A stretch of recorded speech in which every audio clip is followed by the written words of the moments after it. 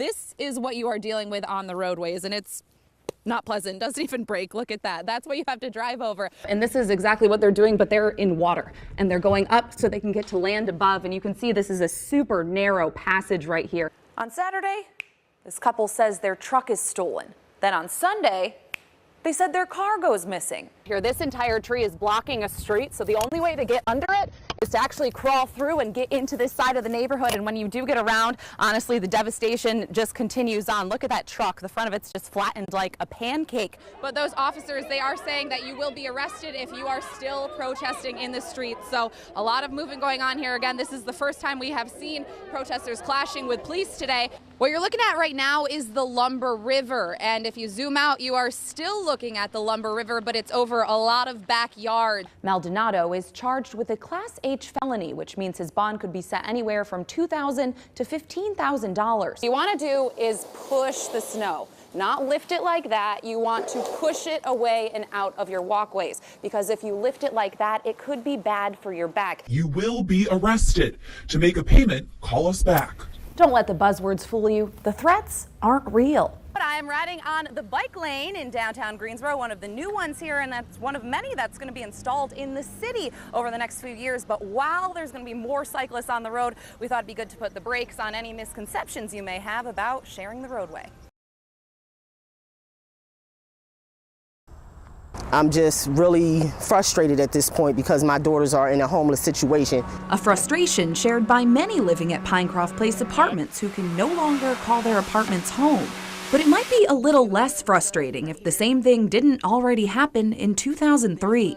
Overnight Sunday, 32 units, the same 32 units that flooded in 2003, were re-condemned by the city. The city inspector who posted the notices said no one should have been living inside them for the past 15 years. I asked the current property owner whether they knew they were condemned. I have been told that, but I've also asked folks to show me where it is in writing that the units were condemned, and no one's been able to show me that. So it's a bit of a contradiction.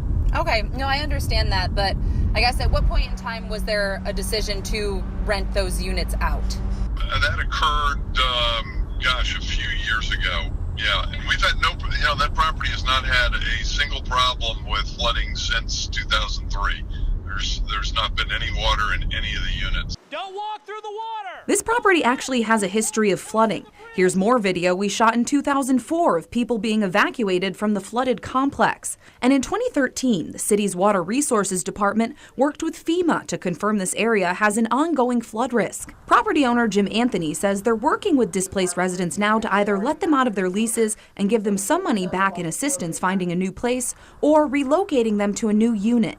Denise Minder's daughters have been living here for a year, and she says that's just not enough. They collected rent from my daughters for a whole year, close to $10,000, and you want to offer them $1,000 to move out of a situation that they put them in. The scrapes and crunch of snow, music to this neighborhood's ears. Thank you! All orchestrated by Bill Kreis. I got nothing better to do. Might as well come on out and give people a hand. The Randolph County veteran, who's also a farmer, hauled his tractor to Greensboro. Well, typical redneck stuff. Just a little 33-horse Workmaster New Holland tractor with a front-end loader and a standard box blade. Push snow around. Yeah, typical stuff. But an ordinary day for Bill was extraordinary for people who live there. We really need to go to work, and we could not get out. We are so thankful. Gratitude from a place that's bared Mother Nature's wrath time and time again.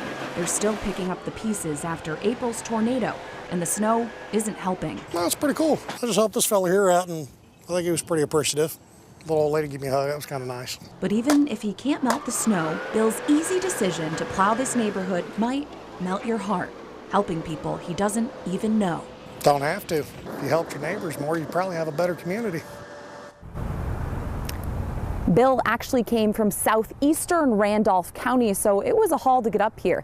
He says he wants to maybe rally some other farmers and build a group to do this more often.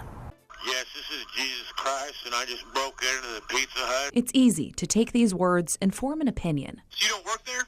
No, I just broke in. Had a pizza, I'm Jesus. But if you keep listening to this 911 call, you'd realize the voice on the other end is a person, not a punchline. I got schizophrenia, sir. He was diagnosed with paranoid schizophrenia at age 19. Alice York says for several years, life was manageable for her son, Richard Quintero. But then it got worse. She says her son became a ward of the state with a special treatment team, and he was likely homeless the night of the break-in.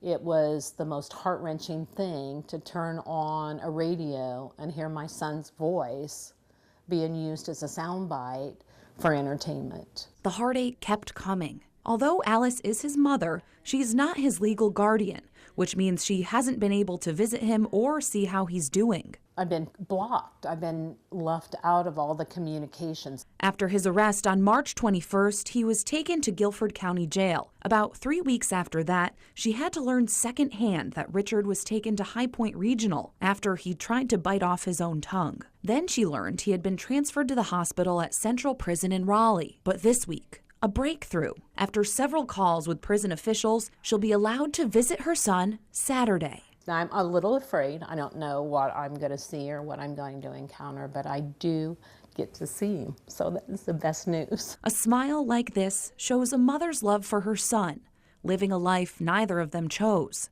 But behind that smile is a worried mind. It's just not my story. It's just not Richard's story. It's the story of the mentally ill.